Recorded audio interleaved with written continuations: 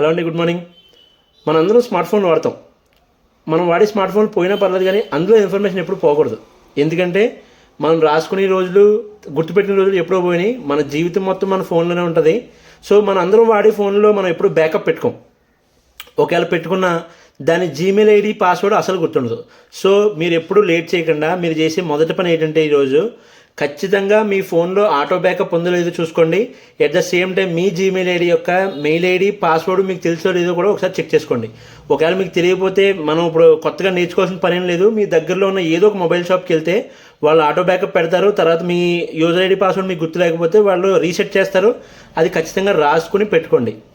అలాగే ఫోన్ పోవడం అనేది కూడా మన చేతిలోనే ఉందండి. ఈ మధ్యన ఎక్కువ మోసాలు జరుగుతున్నాయి. మీ డబ్బులు కింద పడిపోయినాయి చూసుకోండి అని చెప్పి ఒక 20 రూపాయలు 30 రూపాయలు పడుతుంది మందేమో అని మనం వంగి తీసుకునే మన ఫోన్ ఎత్తేస్తున్నారు.